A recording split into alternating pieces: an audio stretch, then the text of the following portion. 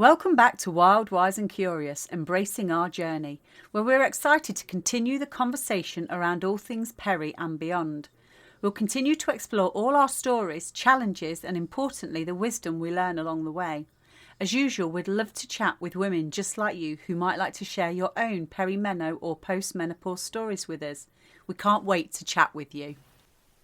Okay, so in today's show we welcome Holly. Thank you so much for coming on to Wild, Wise and Curious, Holly. It's lovely to have you. Thank you very much. It is lovely to be here. I actually wanted to start off by offering both of you a massive thank you for allowing me to be here and to share with you today. And partly because, so as a preamble to kind of why I'm here, Lou and I had a conversation. I'd messaged Lou to say, had she seen this particular Courtney Cox advert, which I felt was a little bit disempowering in terms of messaging for menopause, which we'll probably talk about later. Yes, but I'd also mentioned to you about, had you read in contrast Sharon Blackie's Hagitude, yes, which I think is actually a really positive book and it's full of loads of learnings. And I've just been on holiday and I had sort of thought, I knew that we'd probably be touching on the content of the book, so I thought I'm going to take a bit of time to re-listen to Hagitude and think about things. And that process in and of itself has been amazing because firstly it allowed me to kind of look at where I am now versus where I was 8-9 years ago and go, wow, like how much I've achieved, how different my life is, I'm in a great spot, and actually congratulating myself, which is a new experience for me, for certain.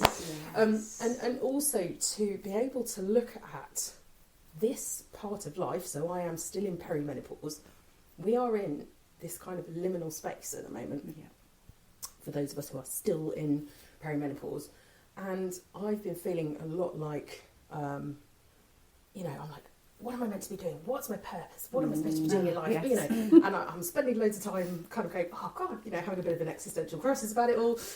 But actually, what that time re-listening to the book allowed me to do was to go, oh, actually, I am in a liminal space. This is where I am meant to be. I am meant to be in the void right now, and that's okay. That's actually really cool, and that really struck me like an absolute thunderbolt, which was brilliant because I've been fighting this sense of like, oh God, what am I supposed to be doing with my life? But really, I've kind of gone, oh, actually, we're in a betwixt and between phase. We are, you're between that kind of. I don't even like it to describe it in those terms. Maybe you can think of best terms. So sort of like the fertile period and the infertile period. But it's essentially that's what it is. Incredibly fertile. So from a biological perspective, yes, fertile, infertile. But we're in that weird, like no man's land. Yes. And it was just such a lovely feeling to go, oh.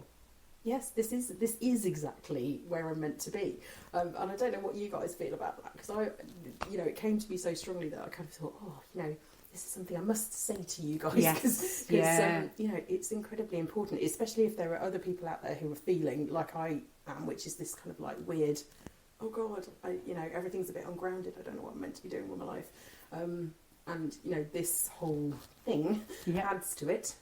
Obviously, people, listening can't see all the hand movements. They're moving. Many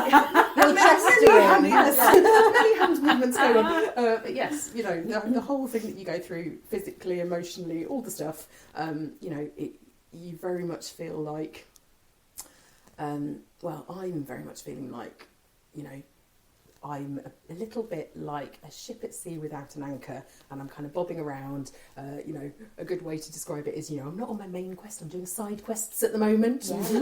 I know that I've got this strong sense that I am moving from A to B, but I'm going through JKLMNP. But that weird sense of kind of, I'm not quite sure where I am. Maybe that is the perimenopause experience. But that's okay. Yes. And I think that's the thing, isn't it? It's knowing that bit is actually okay. Yeah. And I think we spend a lot of our lives, don't we, always looking for the next goal and the next thing we need to be doing and working towards that. So this almost feels like something that we have to kind of battle with. Yeah. And a lot of people feel like that. I'm having to trudge through perimenopause so I can get through to menopause and then don't have to have periods anymore. Yes. And I'll feel better. Yes. And it's almost like, I've been talking to people about retirement, you know, oh, I'm going to work really hard and then I'm going to get to retirement and then I'm going to enjoy my life. Well, this is life. Yes. This, yes. what you're doing today, is life. Yes. And, you know, we don't know what we've got in front of us. So we need to live it. And I absolutely, everything you said there, Holly, really resonated because I am feeling that. And I know that Michelle and I are working a lot together on a lot of things just because they bring us joy. Yes. You know, and that's, you know, this podcast, it's bringing us joy. We're loving the fact that we're having these conversations with people.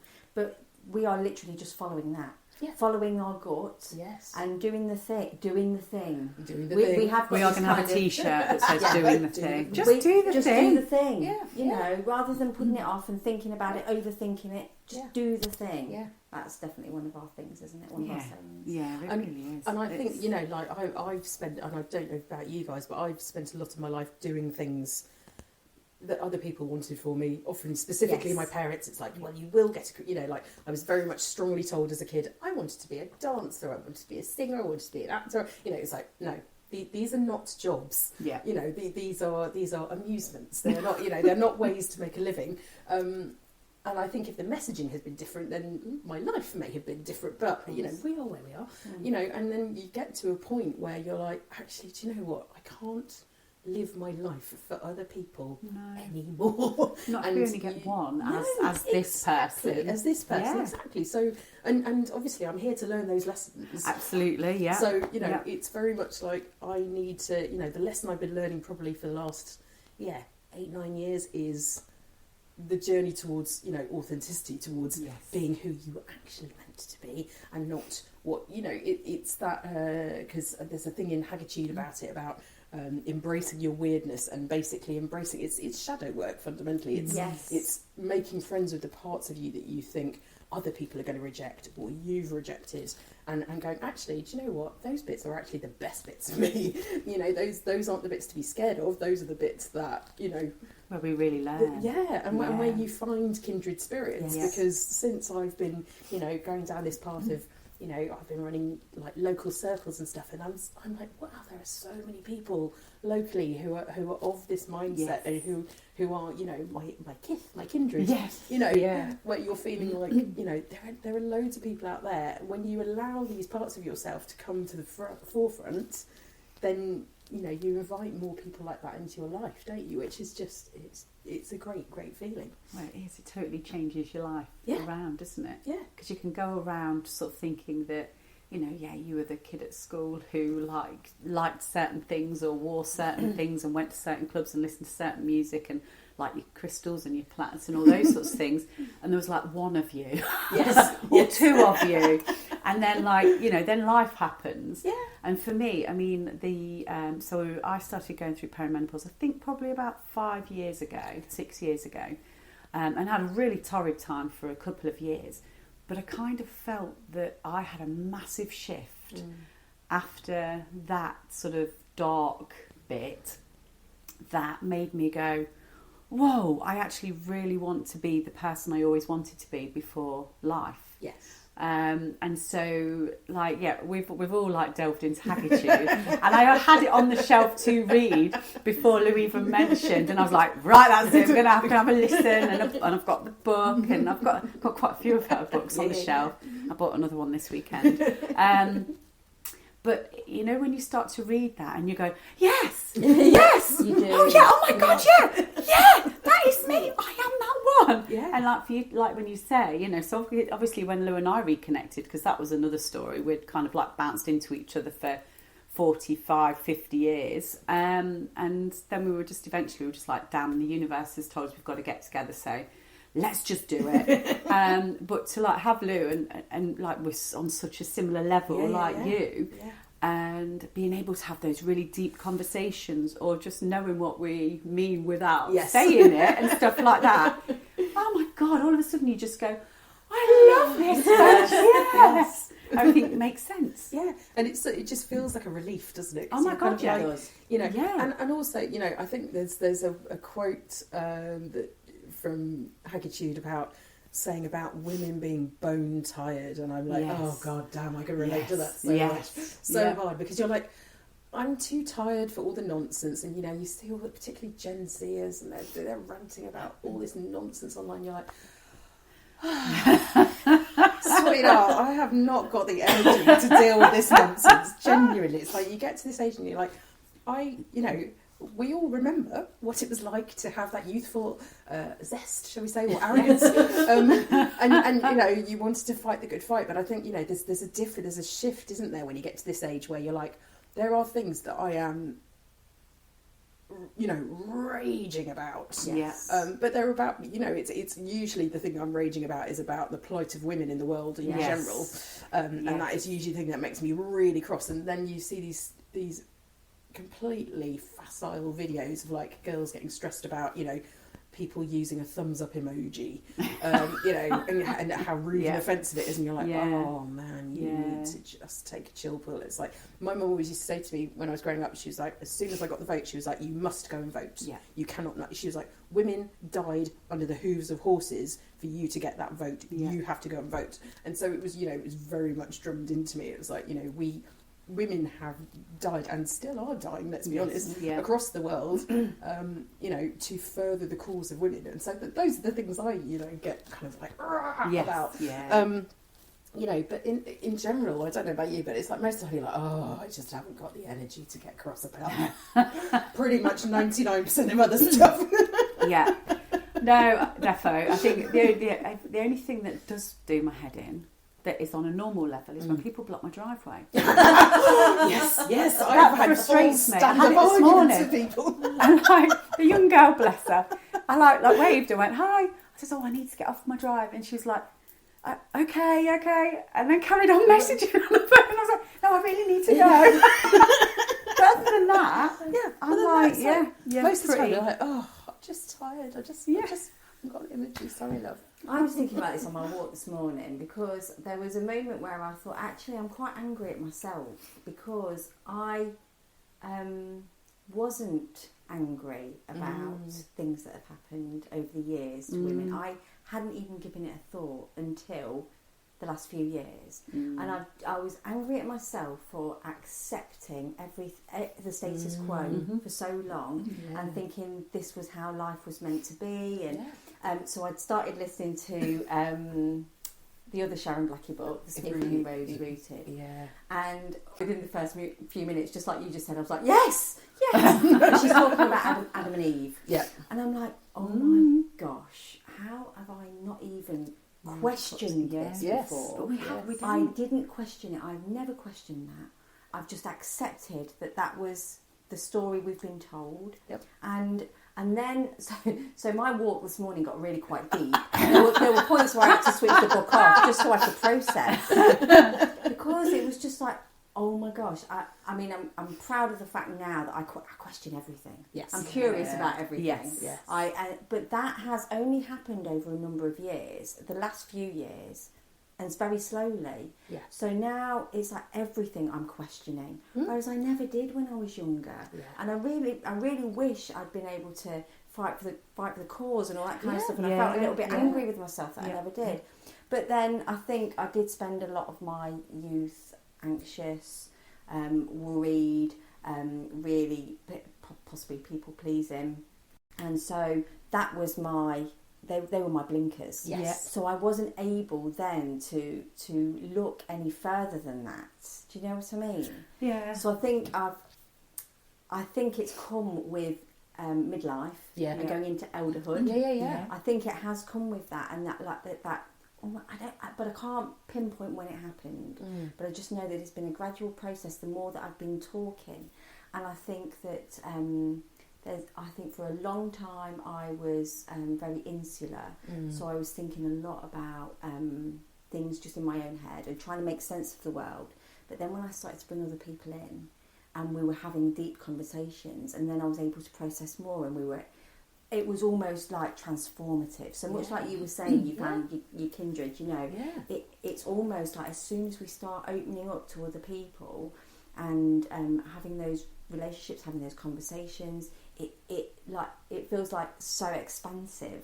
Like a new world opens up. It really but does. I was like you, Lou, because I didn't have like sort of like anxious or many worries as a kid. I kind of just coasted, and the things I was interested in were my books, my music, travelling, boys, my crystals. I was interested in those things, but I never really kind of like looked into massively the kind of the stuff that women had sort of gone through.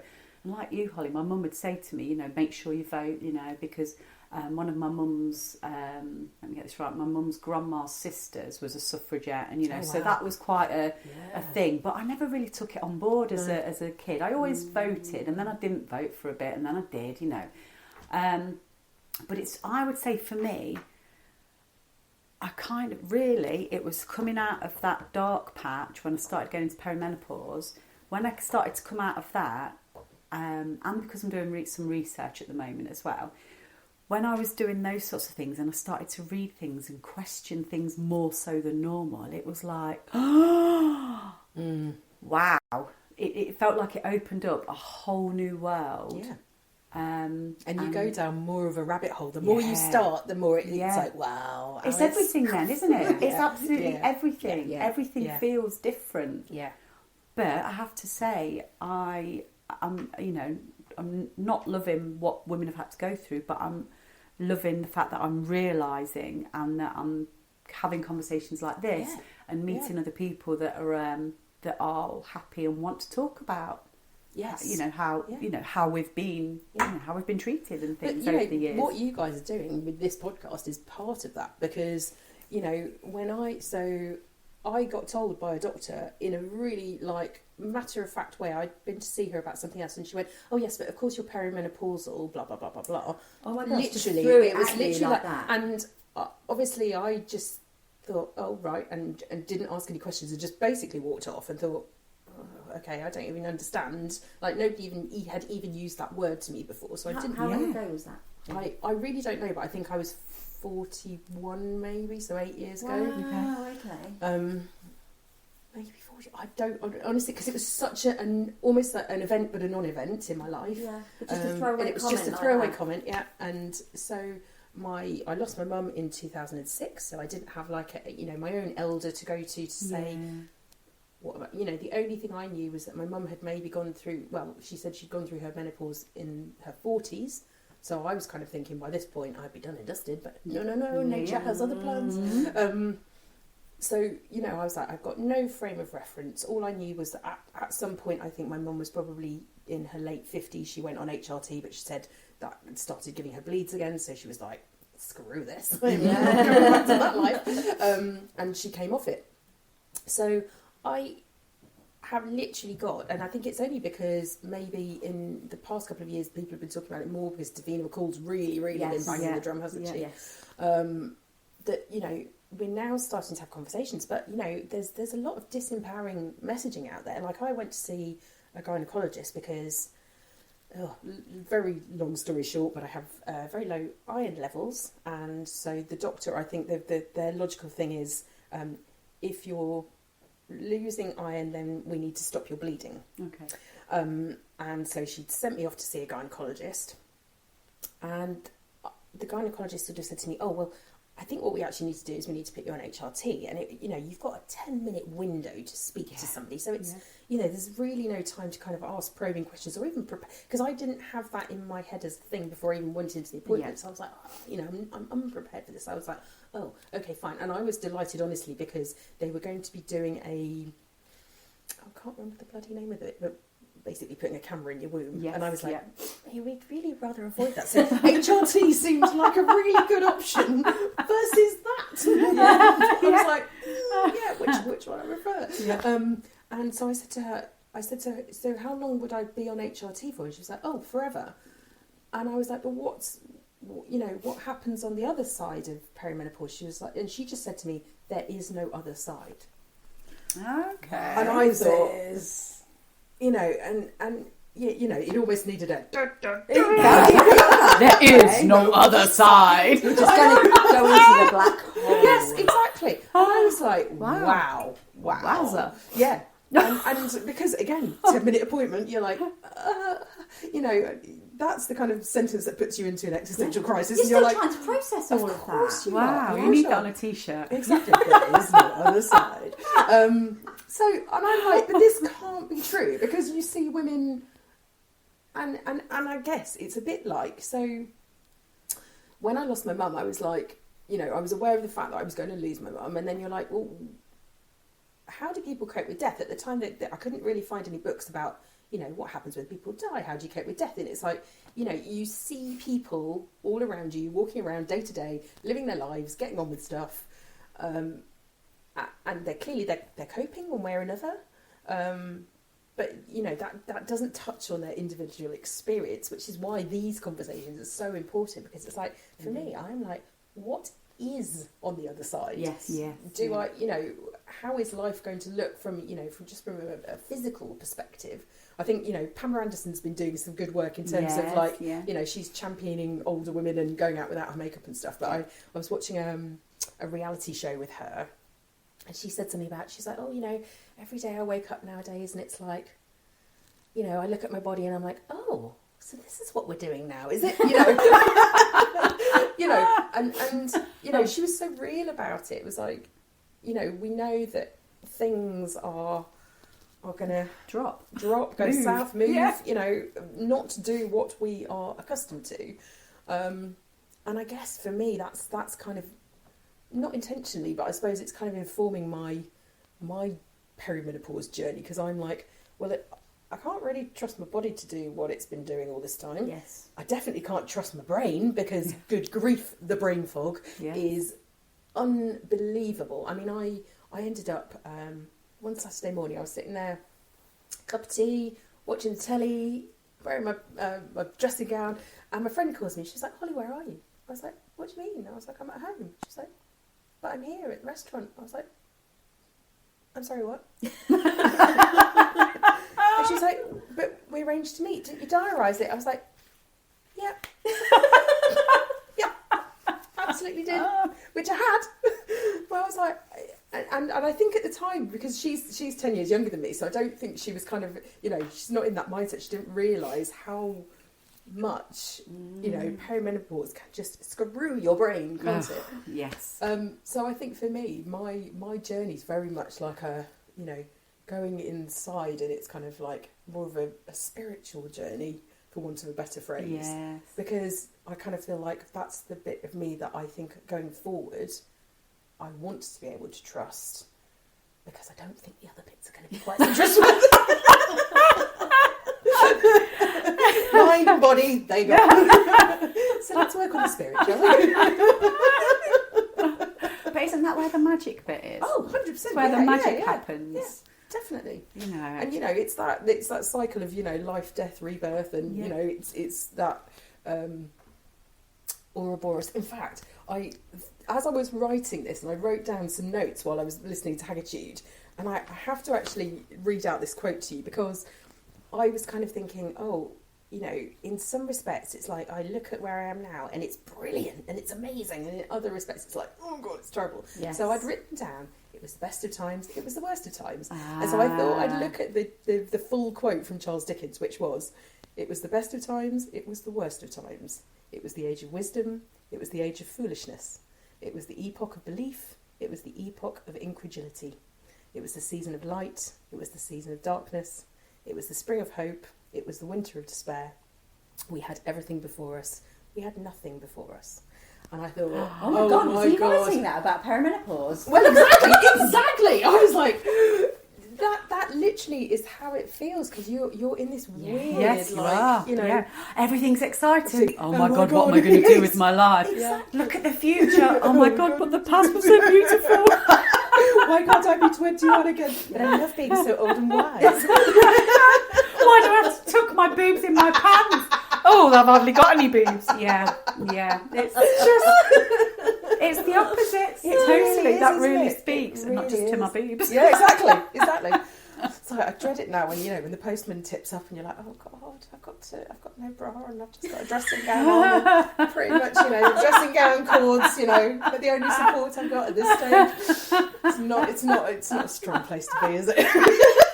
And yet it is a strong place. And yes, it is. And yes, it is. It is, in fact, the best of times, the worst of times. But you're that much more equipped to go, get off my front doorstep now. Yes, aren't you just? We've been talking a lot about boundaries as well, haven't we? We certainly have. And sort of setting those and how important they are at this time. Yeah. It's because I don't know what it is, but like you seem to have so many things going on and to do. My husband, bless him, he's been trying to get us to like redo the mortgage, yes, get it on a better rate. And I've kind of been going, yeah, that's fine. Do you want to look at that? You look at that one. Because I've got a few things that I really need to do. And then this morning before he went off to work, and he won't mind me saying it, he was like, I've spoke to that guy about this and he's done all the research, he's done all the work. He went, can I just leave it with you? And I went, actually, can I just leave it with you? Whatever you decide, I'm happy with. And if it goes really high in a couple of years' time, I'll take it on the chin as well. It's both of our decision, but if you can just do it, that would be great. Because I just thought, my mind just cannot focus on that at the moment as well as everything else. I've always said this to my husband, I'm like, okay, I think of my mind like a filing cabinet. So it's got maybe 2 drawers, it's got a lot of those lovely little dividers in it. And each slot, you've got a slot for like shoes or makeup or crystals, and each of those slots. But I don't have many slots available for things like, sorting out the household bills anymore. Working out how the remote control works. These I can make your jobs because I don't have the mental capacity for those things anymore. No. And it's like, yes, if you weren't around anymore, I would have to. But whilst I don't have to, please, I'm delegating that to you, my friend. I'm so glad it's not just me. No. He can listen to this and realise that as well. There. No, not at all. The thing is, and I. Especially, I don't know what your experience of brain fog was like, but mine, I think, because I used to do a job that was so intensely information based and project management and all these things, plates spinning. I know that if I was still in that job now, I would have been sacked because I cannot hold that information anymore. My brain pretty much just upped and left me, and I was like, this thing that I had trusted for so long to do so much is just like, no, I'm having a siesta now. I just when you've just said that, I just had a thought. I wonder if that happens to clear space for you doing the things that you want to do. I don't know if it's because we literally just do too much. Yes. Such a short I mean, we space do of time, too much, don't we? Yeah. It's like we're trying to do too much, and funnily enough, this morning I went to the shops. I needed some new face cream, so I remembered the name of the face cream that I've just moved over to. I remembered the make and the name of it, and I went to the shops, and there's face creams.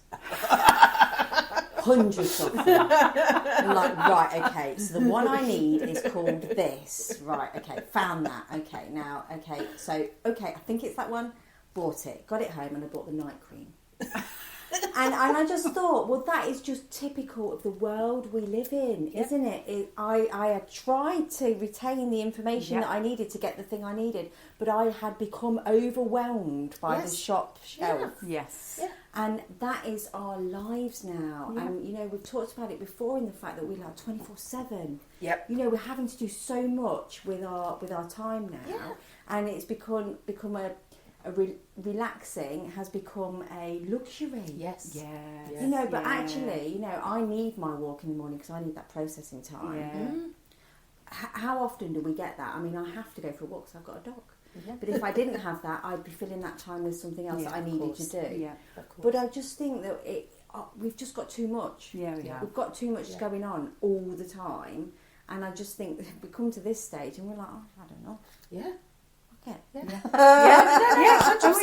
We do. Yeah. It's like you just are full to the brim. Full. Yes. That is exactly absolutely what it full, is. and you're like, I just have literally, which is my filing cabinet thing. It's like, if there are papers spewing out of the filing cabinet at this stage, like I have no more space. Yeah. Like I cannot deal with this. There will come a point, I trust that there will come a point when we move through this hormonal nonsense that, you know, that will come back. I mean, I had a lot of hope reading Hagitude when she said, I think she was like, oh, you know, once I'd reached menopause, there was a period of 3 or 4 years that I refer to as being incandescent. And I was like, bring it on. Yes. Exactly. Like, oh, please, just whisk me through to that point. So I'm like, I must be, you know, at least 8 years into this, and there's no sign of anything changing. No. And I'm like, how many more years of this state? Are you still having periods? Yep. Yeah. Oh, more regularly than ever now. Oh, well done. Every 18 days. Oh, really? Oh, I got to that stage. Yes. Horrific. Yeah.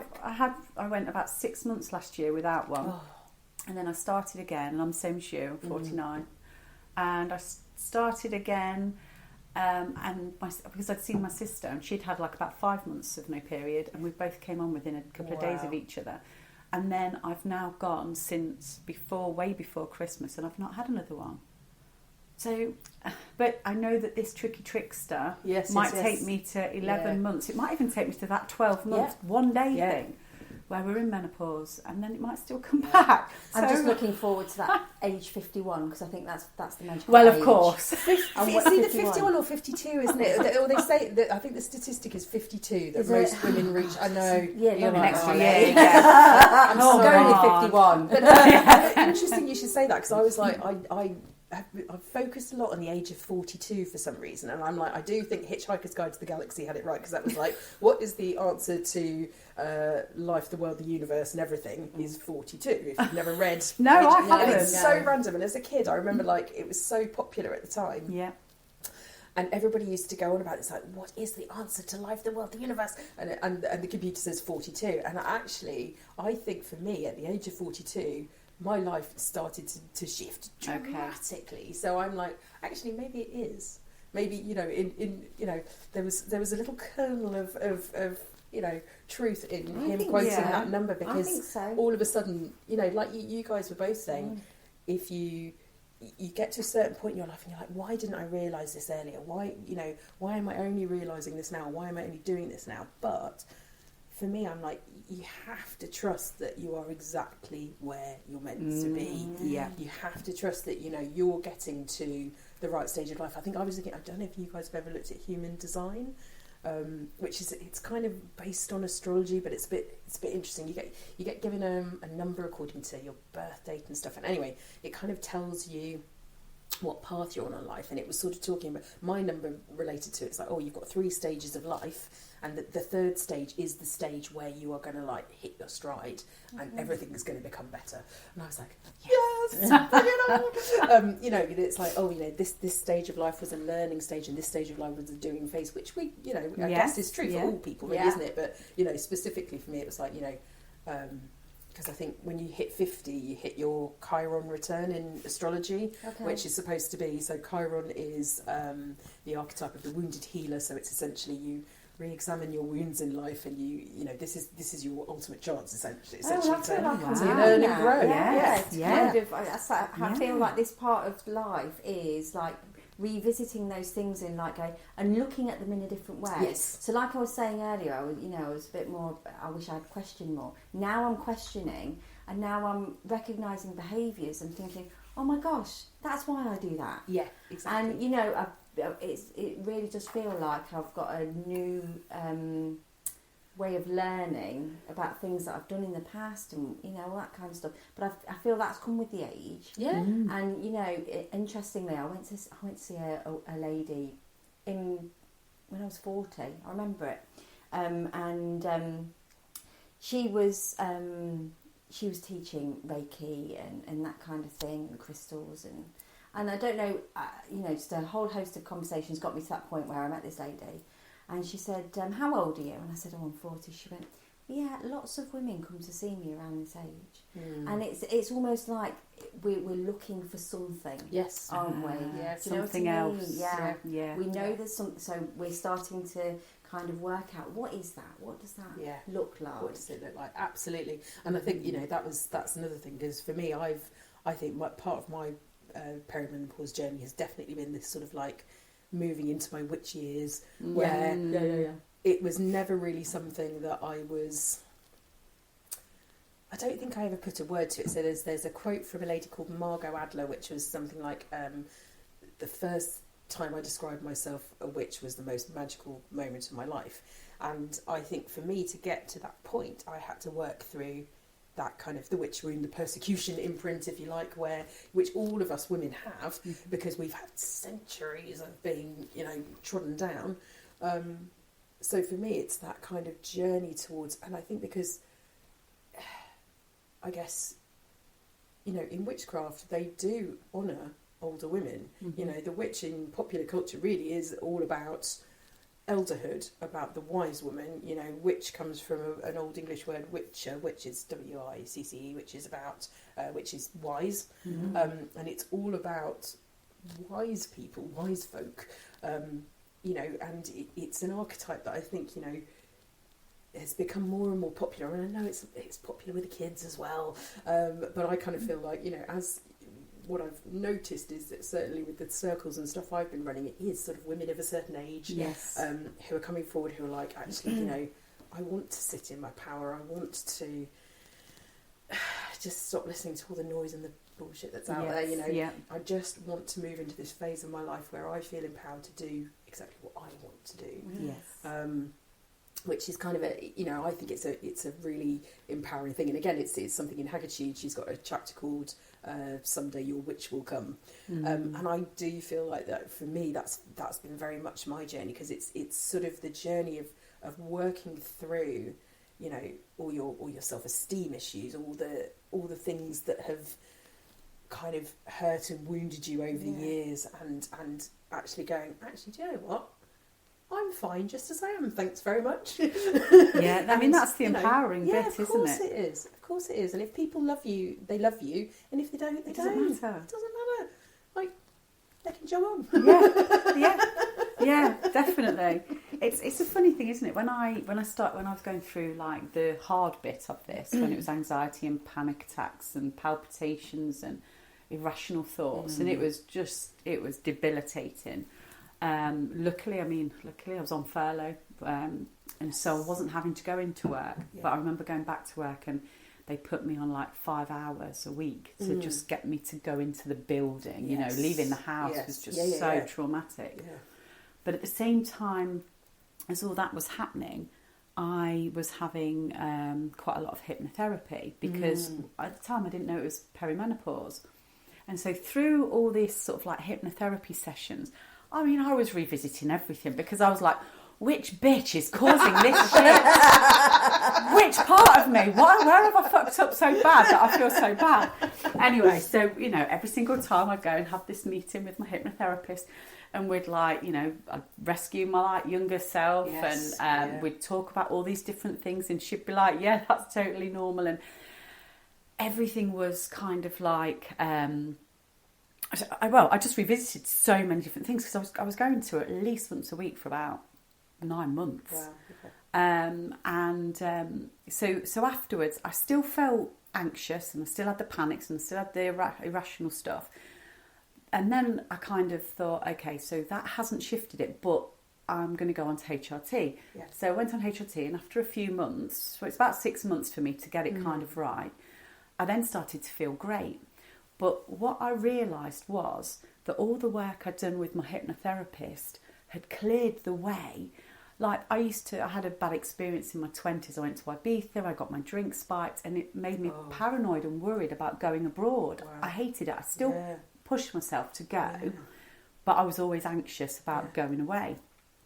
Don't have that anymore. Yeah. There were so many things like that I worked on with my therapist, with the hypnotherapy, and her. I mean, she's an amazing woman.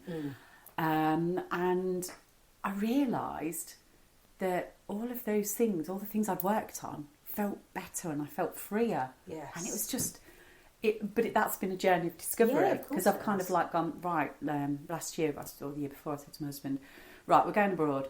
And I literally had one pang of and then I went, meh, I'm not bothered. And I wasn't bothered. Wow. And it was so like, right, okay, I feel like I'm getting that excitement of the younger me. Yes. Because I've kind of cleared all the stuff. So I've got that excitement of being younger without the worry that I'd put on myself. Yes. And the excitement of learning all about me. Yes. And finding what do they call it? Finding your tribe. The people that you kind of like, yeah, they get me and I get them, and this is exciting. Yeah.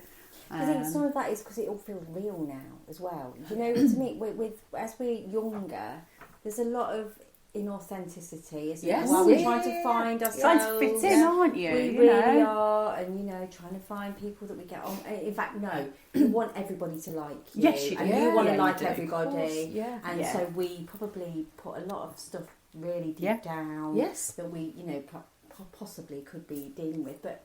I think you get to this stage and it's like, you take me as you find me. If you like me, then great. If you don't, then jog on. Because you just haven't got enough time and energy to waste on it anymore. It's like, that's how it feels. But interesting that you should say that, though, because that kind of mirrors almost my experience. I think, like, right at the start of COVID, I had a massive panic attack, and I woke up and bless him, like, my husband was looking after me, and he was like, because I've been saying for ages, I have to leave my job, and he was like, no more talking about it, like, go, do it. Mm-hmm. So, and the worst thing was, I think that was the day, it was an anniversary of my mum's death. And because I'd had all this going on, I then realised the following day, I was like, oh my God, I didn't even remember that it was like mum's anniversary. And it was awful, but I literally went to work, took a piece of paper, and I was like, sorry, can't do this anymore. Mm-hmm. And I walked out, like, not knowing what on earth I was going to do. And then COVID, I mean, I know you guys have both talked about this. I had that same experience, like, COVID was so hard, and I didn't think it was going to hit me that hard. But I struggled massively through that. And I ended up, actually, it was a friend of mine who I'd met through a Zoom call group that we were doing during COVID, and she's a hypnotherapist, and she said to me, she's like, I'd like to offer you some hypnotherapy because I think it's going to really help you. And I was like, do you know what? I was in this stage where I was like, I'll try anything. At this point, and I was like doing, plant medicine, all sorts of stuff, just because I was like, I will do anything. And she, the way that we worked together, it was amazing, because I had gone from probably, you work on that 80-20 rule, where it's like 80% of the time you've got part of your brain going, you're shit, you're rubbish, you're no good at this, this is bad, or catastrophising about stuff, and if you do this, and 20% of the time you've got your brain going, everything's going to be fine. Yeah. And it's completely flipped now to the other ratio, where it's like 20% of the time I hear that voice that's a bit, and I'm like, I don't actually need to listen to you anymore. Bye bye. That is pretty much how I feel with it now. Incredible. Yeah. And I do think, I mean, I'm sure it sounds like you would wholeheartedly recommend hypnotherapy to anyone. Because it's life-changing. And it's hard because, and we've talked about it before, but this time of life is quite complex and mixed up. So you're kind of trying to learn what it is that's making you feel the way you feel. Yeah. And so obviously when I came out having had the therapy, and it was kind of like a lifeline for me, every week I'd go, because sometimes I'd come back here and I'd lay on the sofa in the fetal position, and I was just like, what the hell is going on? And because obviously I finished the therapy and then went on HRT, it almost felt like the HRT had been what had made me better. Yeah. I think what the HRT did, and it certainly did, particularly the testosterone, it totally like brought me back round as a human being and gave me myself back. But the therapy then kicked in, and I was just like, wow, okay, I'm really back in the room, and I feel great and excited. Yeah. And get me on a plane to India or wherever. Let me just go and travel and find everything exciting again like I used to. Which is amazing. It's magical. Yeah. So, I mean, that was my experience. Yeah. Just, and now I kind of go, oh, it was that. I think it really was that. And I think, really the it is that thing of, everyone I talk to, it's like, as much as you want to avoid, and I think a lot of the inner child work and stuff I've done, you kind of end up going into this cave and meeting versions of yourself. And it's like, I said to my friend, I was like, I don't want to go into that cave anymore. It's like, you have to build up such a massive emotional kind of like, oh God, I know that I've got another layer of the onion to peel off, but I just can't quite build myself up to do it. But you have to go to the dark places in order to come out and go, oh, wow. Yeah, you really do. And then you almost get into this cycle of like, it's like, right, okay, I know I've dealt with that bit, and now I've got to move on to this bit. And, you're always growing and you're always changing and you're always transforming. But that's kind of like, I've moved into a stage where I feel like that's magical. Like, this whole thing is magical if we allow it to be. Yes. It's like going through those, you're building your strength up. Yes. With every part that we're going through, we're building our strength to be able to deal with the next thing. one. And sometimes you'll be like, oh my God, I'm so exhausted right now. All this healing. I don't want to do anymore. But, and all, oh God, do I have to learn this lesson now? And then the universe is like, yes, you didn't listen the first time, so I'm going to give it a double whammy this time. But then it does give you that extra little bit of strength, and so maybe that's part of what we're feeling now. Yeah. We've built up all of this strength, all of this resilience, and just empowerment as women, and because we've been through so much. Yeah, exactly. And also, I mean, like, I've got big into listening to near-death experiences lately. For probably the last, 6 months or so. I've said this to a few people, and I know they think I'm mad and weird, but I don't care. Like, I often just like open my YouTube and I'm like, okay, what is it I need to learn today? And invariably a video pops up that's like so on point and so perfect for me that I'm like, okay, I'm now using YouTube as my spiritual advisor. And I'm like, if my guides need to speak to me in this manner, that's fine with me. And so I got listening to loads of different near-death experiences, and they are fascinating. I'm completely obsessed with it all because it kind of talks about, and I guess this is more on our minds as we advance in years, what is next? What yes. Where are we going? Where are we heading? What, is it just, does someone switch off the light, or is there something else? And there's one guy who, his NDE is wild. Like, he was basically in a body bag.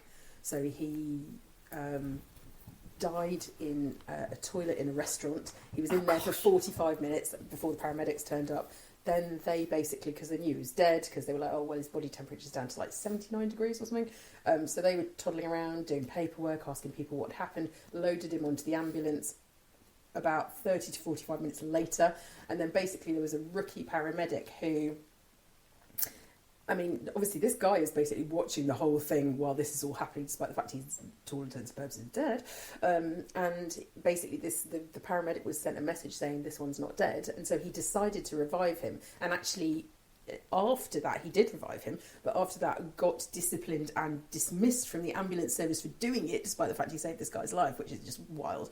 Anyway, he had this incredible experience where he got taught all these different things about life, and one of the big things that really stuck with me was Earth is a classroom, not a courtroom. So traditional religion will teach you that, if you're sinful, you do this, and you're going to get punished in the afterlife. But he's very much like, basically, and we all know this because it's all happened. It's happened to us all the time. It's like, why does this keep happening to me? And it's like, because you're not learning the lesson. Yes. You're not listening. Yes. Life will keep presenting the same lessons until you listen. So that's one of the biggest shifts for me, is I think now everything in my life, instead of going, oh, woe is me, I go, what's the lesson? What's the lesson? Yeah, what's the lesson? We're like that, aren't we? Exactly. Yeah. And you can be, I mean, and I know sometimes the situations and the circumstances are so horrific and they're so tragic and they're so awful that it might take you 2 decades to see the lesson, but the lesson is still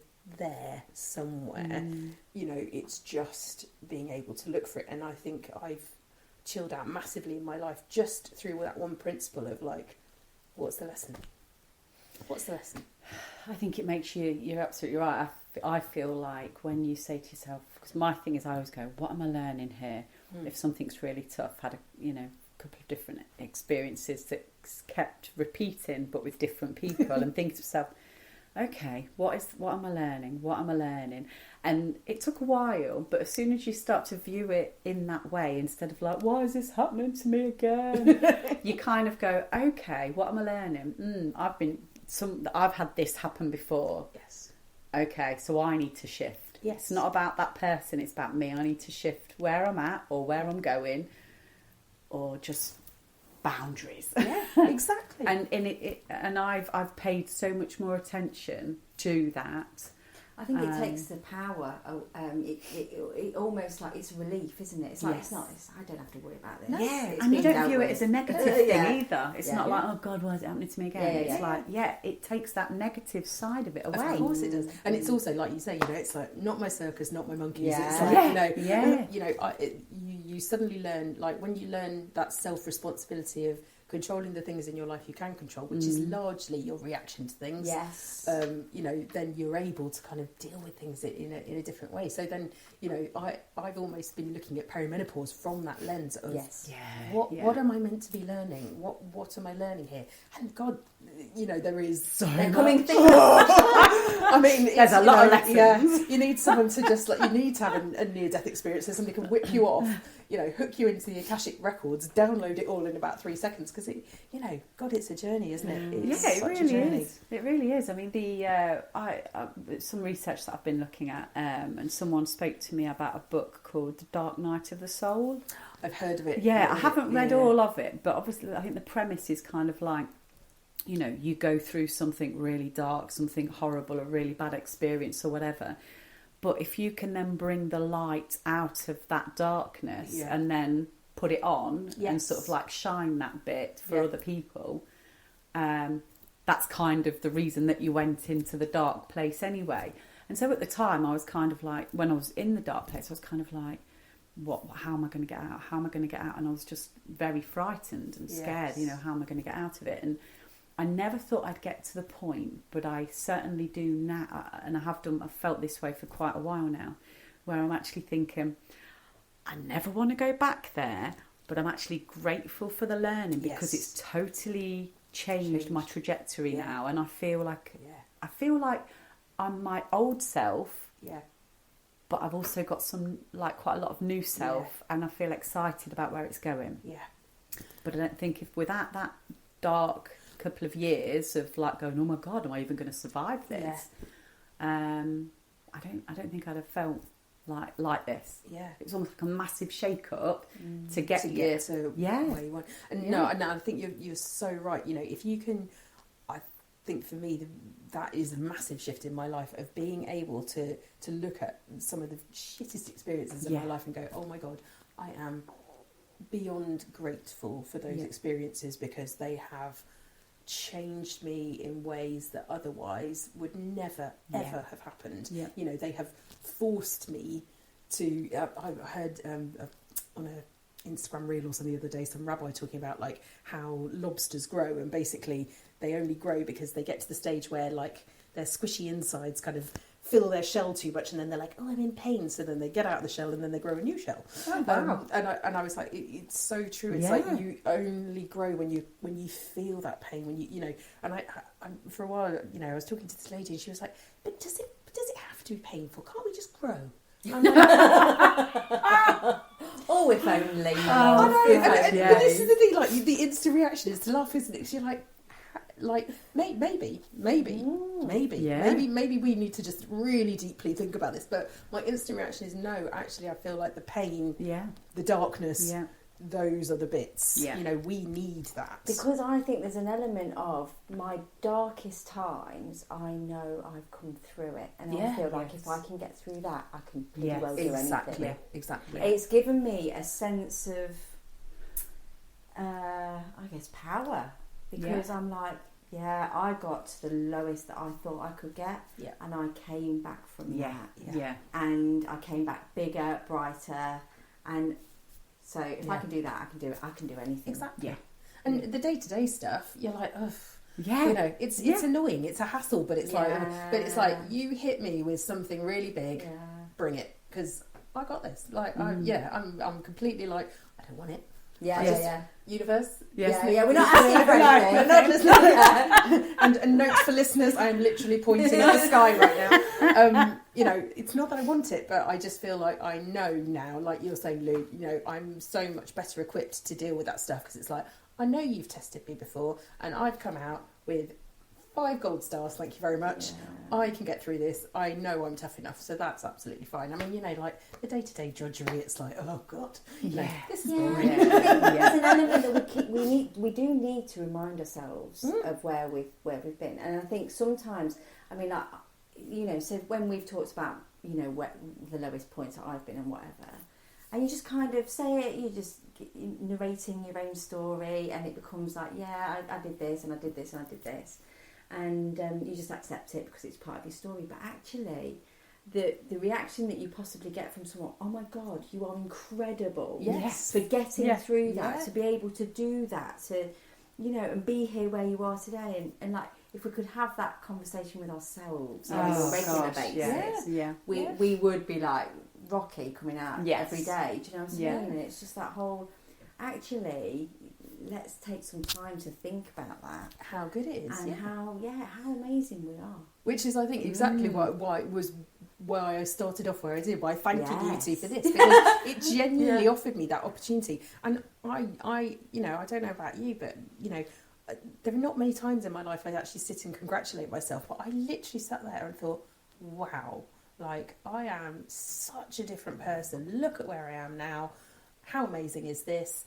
And I actually felt a genuine sense of pride for myself, because I was like, God, I've intentionally put myself through the ringer to grow and to change and to evolve, and that needs applauding. Like, not everybody does that. We all see plenty of people who don't ever have that blessing of wanting to grow and change, but I kind of feel like the perimenopause journey is definitely that, like, this is being thrust upon you now. You can sit and do with it what you will. Exactly.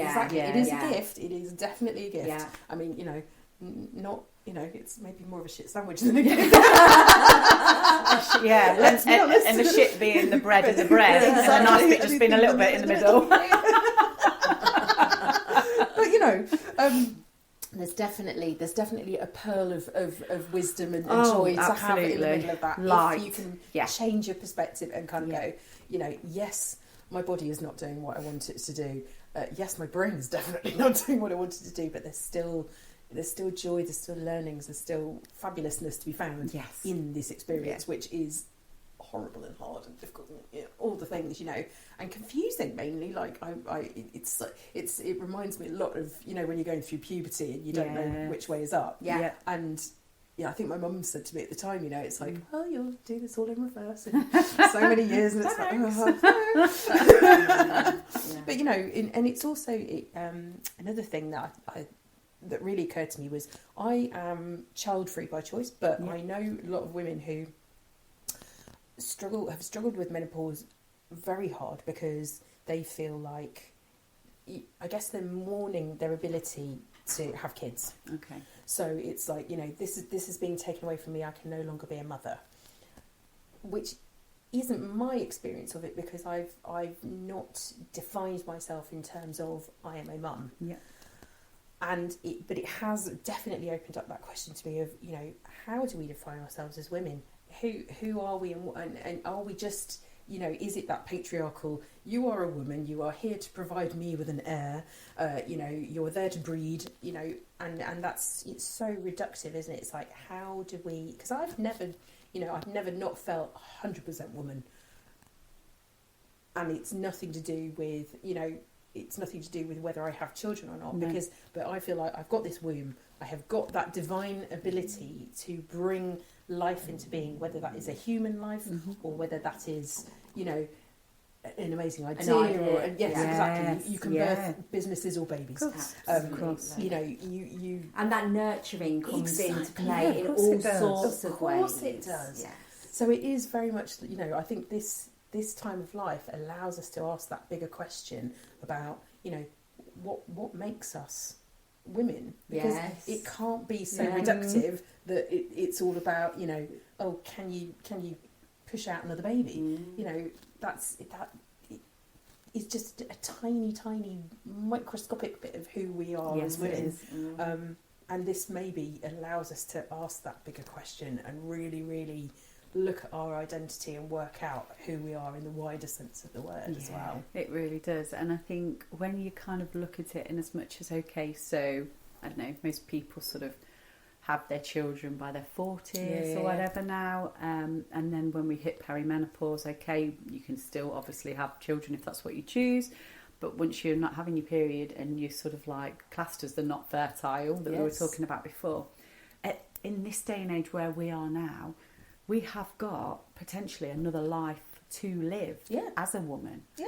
So I think that's one of the things we get really excited about, is that we've got this whole playground now where we're a bit wiser. Okay, we might be a bit, you know, not a bit slower.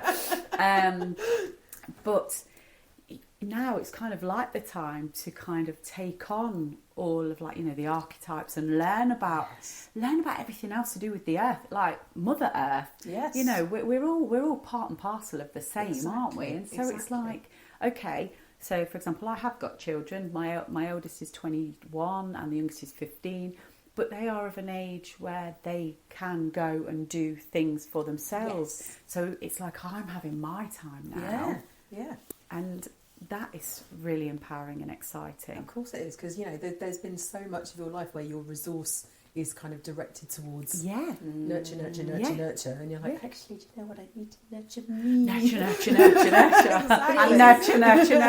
It's finding out what we want to be and how we want to define ourselves. Exactly. And I've realised I'm really conscious now when I meet somebody new, I don't say, well, what do you do? Yeah. do you know what I mean? That kind of thing. Yes. It's just like, how do we define? And I think what we have purposely done in this arena is we are not speaking to professionals in the menopause arena, are we? No. We're speaking to women about their experiences, and that is literally what we're doing. Yeah.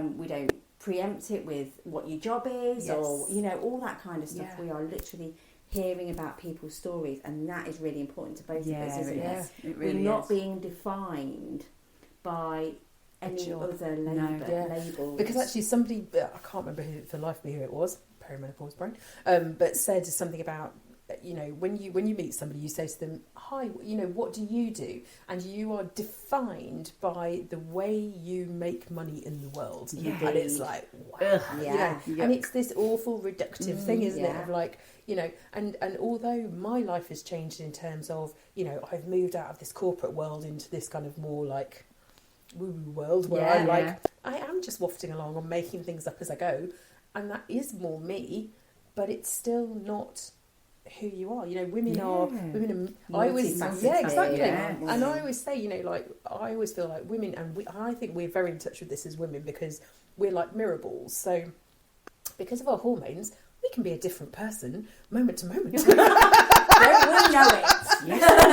But we all identity, you know, we are not one thing. There's so when I did my A-levels, we studied Shakespeare's Antony and Cleopatra, and there's a brilliant quote which is, age cannot wither her, nor custom stale her infinite variety.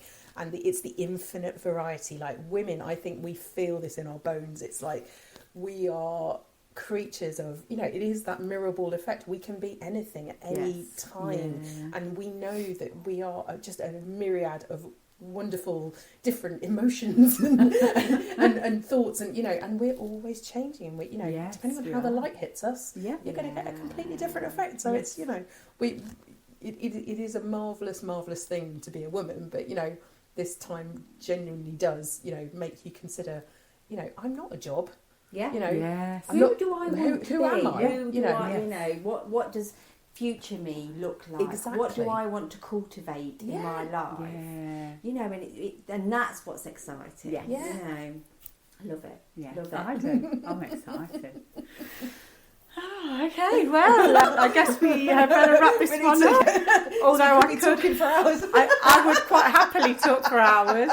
that went really quickly. So it's gone really, really quickly. But thank you so much for coming and chatting with us, Holly. It's been an absolute delight. Yeah, it's been really great. Delight. And you might have to come back again another time. Yeah. I'm going to talk about another part. Yeah, I can do this. I can do this every Friday. Quite frankly, you know. Put me in. Well, I could do it as well. Yeah. Okay, we'll see you in a few weeks. Oh, thank you ever so Thank much. you. Thank you. Magic. Thank you. Thank you for tuning in to today's episode of Wild, Wise and Curious. If you'd like to be a guest on the show, feel free to email us at info@wildwiseandcurious.com or reach out on our socials at wild_wise_and_curious. And don't forget to hit subscribe so you never miss an episode. Stay curious and we'll see you next time.